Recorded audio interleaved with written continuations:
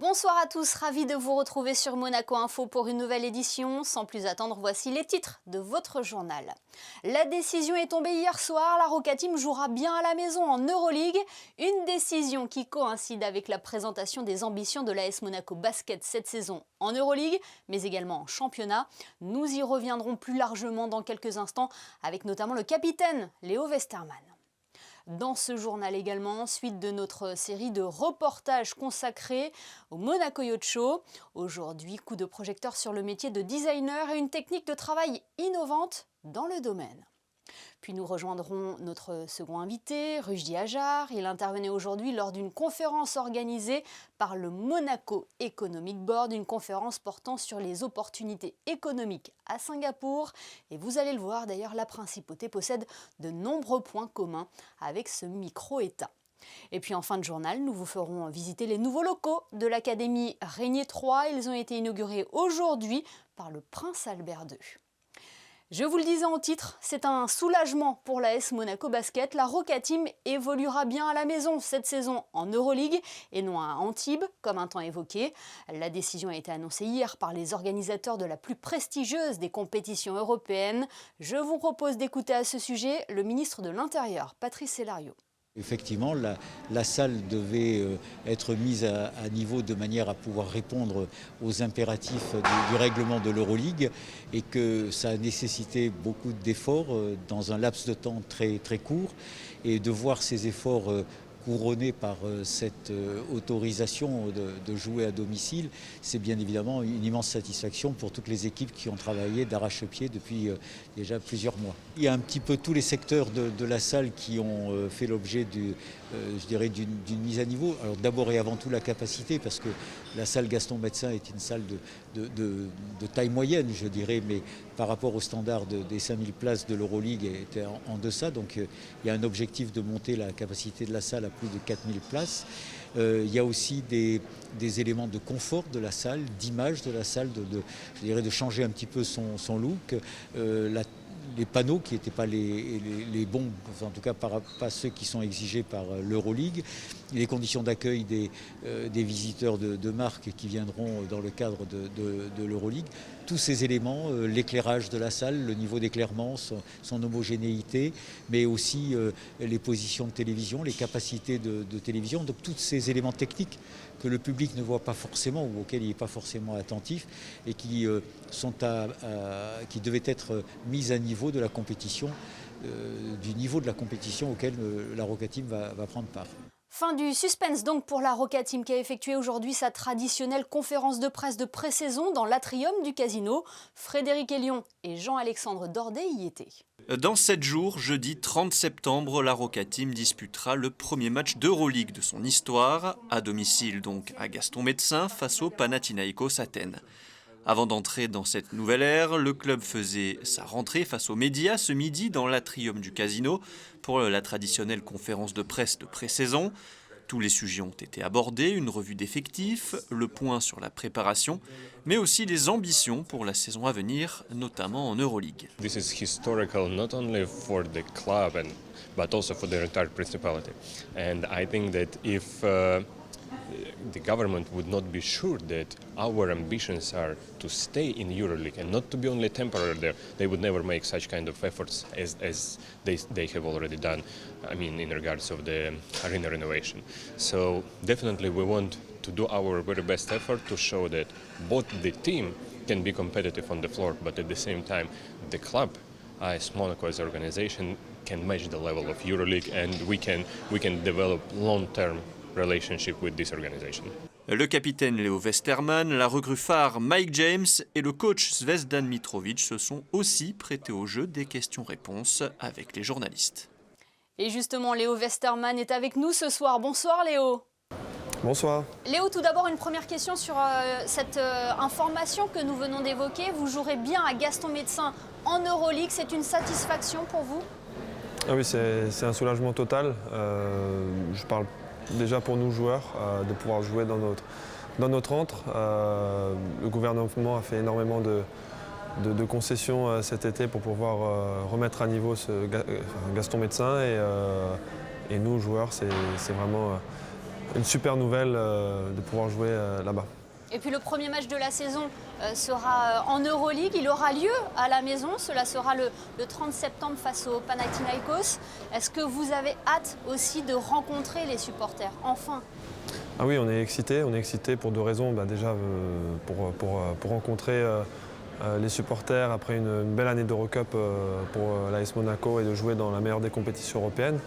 Et aussi après un peu, on va dire, en espérant un post-Covid où on a évolué presque à huis clos pendant 1 an et demi. Ça va être une deuxième satisfaction et on est tous excités à l'idée de jouer devant nos fans. Alors comment s'est passée la préparation de pré-saison? Très bien, alors, très longue. 1 mois et demi à être sur les routes en Europe pour écumer les matchs amicaux et les tournois. La préparation physique aussi à Bormio en Italie qui a été très intense. Donc là on est vraiment prêt et excité de commencer après une telle préparation. Oui, c'est une question qu'on pose aussi à chaque début de saison, mais quelle est l'ambiance au sein du groupe? Très bonne. Il y a des joueurs qui sont arrivés un peu sur le tard. On est toujours en train en rodage. On a encore une bonne grosse semaine de préparation avant le premier match d'Euroleague et on va vraiment l'utiliser pour perfectionner notre alchimie, mais aussi notre tactique. Ouais, Monaco a frappé fort dans son recrutement. Quel regard portez-vous sur les nouveaux arrivants de la Roca Team?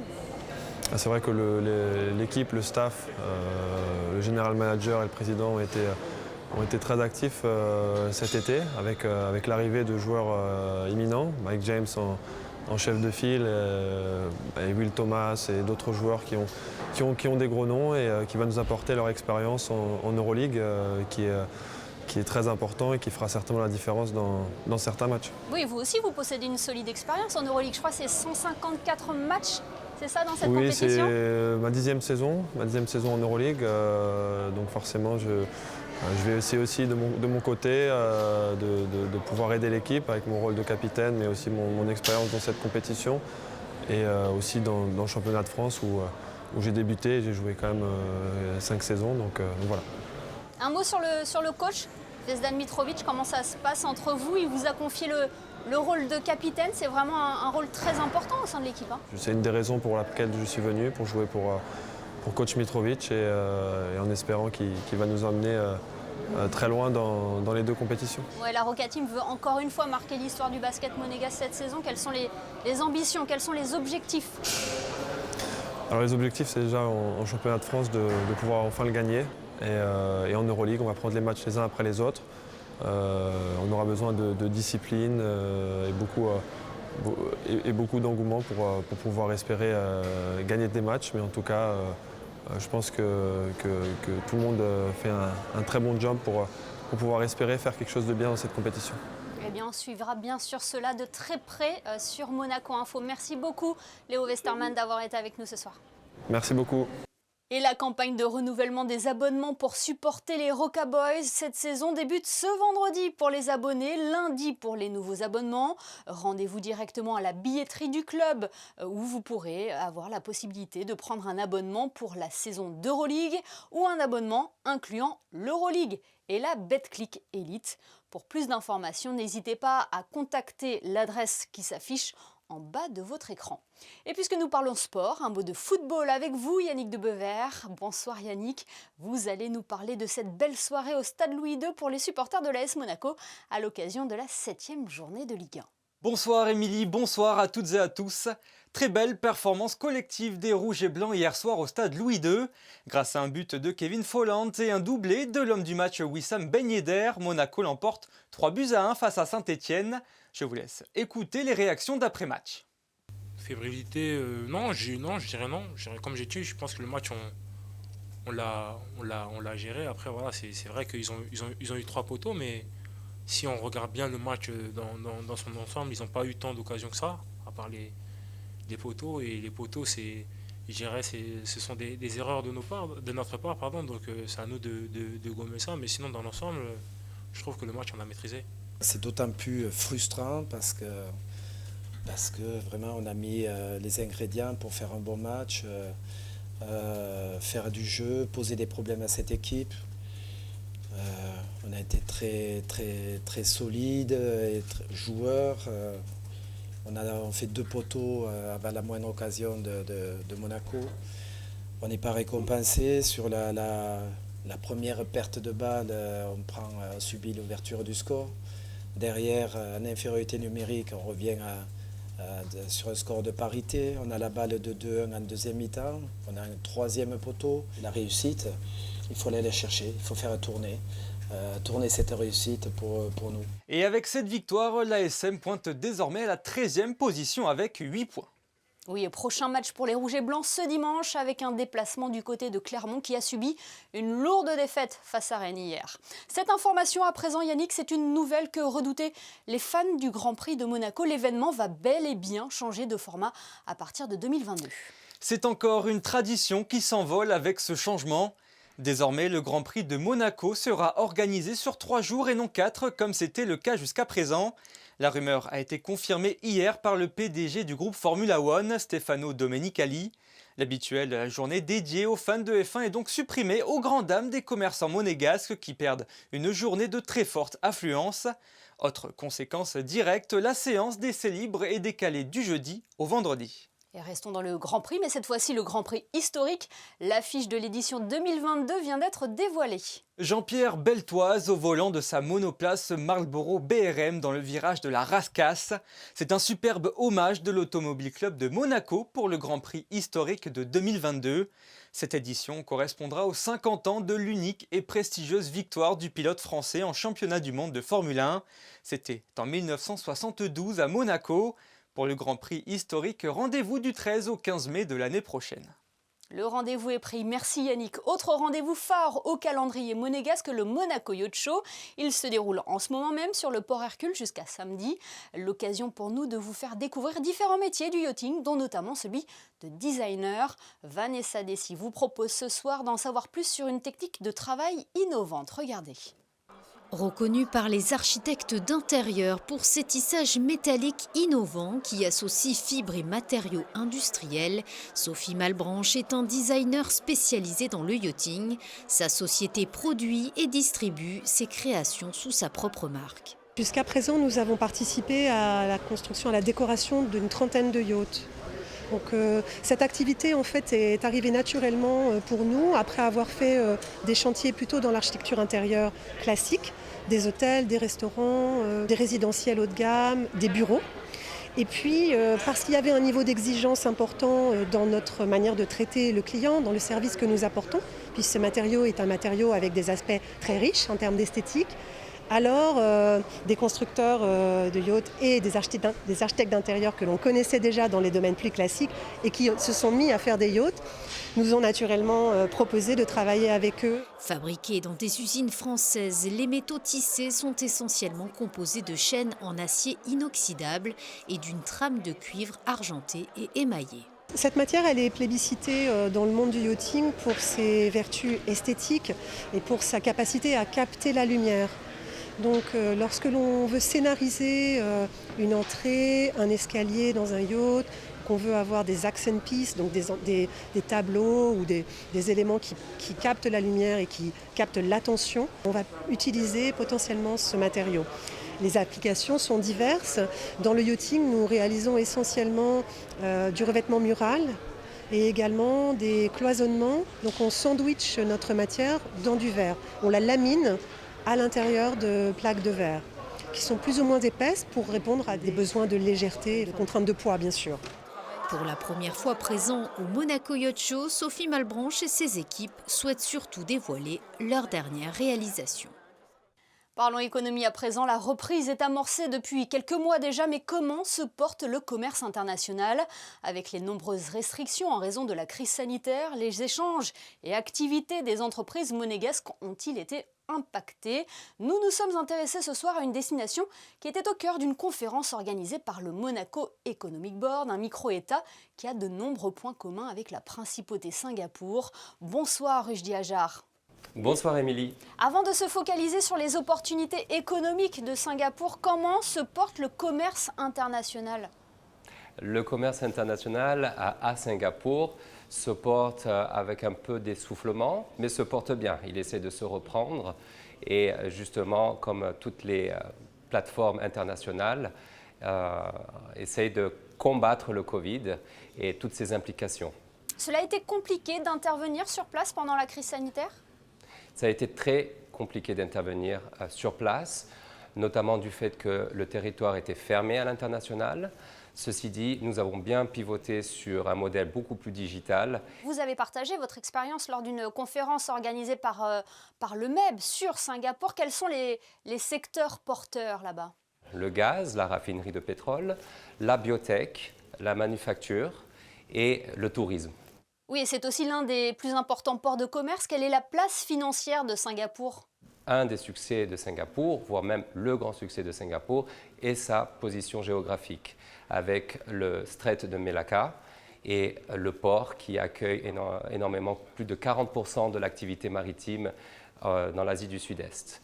Au niveau financier, Singapour est aujourd'hui, derrière Hong Kong, une des places financières les plus importantes en Asie et un très bon portail pour rentrer dans l'Asie. Et c'est aussi un État qui partage de nombreux points communs avec la principauté. Effectivement, Singapour et la principauté, qui sont deux États souverains, partagent beaucoup de ressemblances. On peut commencer par le drapeau et leurs couleurs, on peut aller sur la Formule 1 et aussi sur le fait que ce sont des petits États dans des grands territoires. Et qu'est-ce que peut apporter Monaco à Singapour et vice-versa ? Donc la dynamique que peut se créer entre Singapour et Monaco, c'est que Monaco a une plus longue histoire, a été souvent même un trendsetter, et tout ça peut être partagé entre les deux États, créer des dynamiques aussi par rapport au savoir-faire à Monaco et aussi maintenant au progrès de Singapour qui pourrait être amené ici en principauté. Est-il vrai que l'Automobile Club de Monaco, Rudy Ajar, avait été consulté par Singapour pour l'organisation de son Grand Prix ? Ils partagent la même particularité, hein. Ce sont deux Grands Prix urbains. Il y a eu une mission singapourienne à Monaco 4 ans avant le premier Grand Prix, en 2008. Et ils partagent le même point commun, c'est-à-dire un circuit en ville. Ceci dit, Singapour le fait en nuit, Monaco le jour. Il y a ce point commun où, quand on est en ville, on doit avoir les meilleurs commissaires. Et Monaco a les meilleurs commissaires, on le sait tous, c'est reconnu internationalement. Et Singapour a dû s'inspirer et même se faire former ici à Monaco. Eh bien, merci beaucoup, Rudy Ajar, d'avoir été avec nous ce soir sur Monaco Info pour partager votre expérience à Singapour. Merci. Merci à vous, Émilie, merci à Monaco Info. Rejoignons Yannick Debever pour le reste de l'actualité et cette information qui devrait ravir les inconditionnels du cirque de Monte-Carlo, Yannick. Et oui, le Festival international du cirque de Monte-Carlo est de retour dès janvier prochain. Annulé cette année à cause de la crise sanitaire, le comité d'organisation a annoncé hier la bonne tenue de la 45e édition. En parallèle du spectacle, le 10e festival New Generation, dédié aux espoirs du cirque international, pourra également se tenir. Pour cela, rendez-vous du 22 au 30 janvier 2022. L'association Les Amis du Liban organise ce week-end leur gala annuel et cette année, c'est au Yacht Club de Monaco. Le dîner de bienfaisance intitulé La Nuit du Liban se tiendra ce samedi 26 septembre avec la présence de Safia El Malki et Didier Deschamps, marraine et parrain des Amis du Liban. Au Yacht Club de Monaco, un repas d'inspiration libanaise sera servi avec en accompagnement un concert de la violoniste Anine El Alam. Enfin, une vente aux enchères et une tombola seront organisées, tout ça dans le but de venir en aide aux enfants libanais dans le besoin. Les réservations sont d'ores et déjà possibles, la soirée commencera quant à elle à 19h30. C'est noté. Autre rendez-vous à retenir, Yannick, la kermesse de l'œuvre de Sœur Marie. La traditionnelle récolte de fonds de l'association L'œuvre de Sœur Marie se tiendra les 1er et 2 octobre prochains à l'espace Fontvieille. Chaque objet acheté au stand de la kermesse sera synonyme de don. Depuis plus de 80 ans, l'œuvre de Sœur Marie lutte pour les personnes âgées de Monaco et ses communes limitrophes vivant dans l'inconfort. Le vendredi 1er octobre, vous pourrez également participer à un dîner aux couleurs de la Tunisie, thème de cette kermesse. Merci Yannick, on se retrouve tout à l'heure pour les prévisions météo. Quoi de mieux qu'un établissement rénové pour bien étudier ? Après 9 mois de travaux suite à des problèmes d'humidité, les nouveaux locaux de l'Académie Régnier 3 viennent d'être inaugurés. Son Altesse Sérénissime le Prince Albert II et de nombreuses personnalités ont pu découvrir les lieux. Fabien Bonilla et Thomas Deus ont assisté à cette visite. Voyez leur reportage. Les 800 élèves de l'Académie Régnier 3 vont pouvoir profiter très prochainement des 34 salles flambant neuves. Le bâtiment, soit 1400 mètres carrés, a été entièrement repensé. Après une année scolaire délocalisée, l'Académie, consacrée à la musique et au théâtre, reprend ses quartiers. On a reconçu des espaces, on les a réfléchis. C'est vrai que le pôle administratif a été rassemblé. Le pôle pédagogique aussi travaille ensemble. On a créé une salle du personnel qui était importante puisque je vous rappelle que nous avons 57 professeurs et 20 administratifs. Ce bâtiment est absolument moderne, très fonctionnel. On a recréé des espaces comme des espaces pour les petits, les éveils, qui n'existaient pas auparavant. Voilà, on a adapté et amélioré beaucoup de choses. On a aussi bien amélioré tout ce qui était high-tech. Donc on a des tablettes dans toutes les salles. On a vraiment amélioré ce bâtiment. Après un discours du maire, Monseigneur Guillaume Paris, vicaire général, a béni les lieux. Et moment de grâce, lors de la visite, la célèbre pianiste issue de l'Académie Régnier 3, Chani Di Luca, était présente parmi les invités pour découvrir les nouvelles installations. Et ce n'était pas prévu, elle s'est mise au piano pour le plus grand plaisir des personnalités présentes.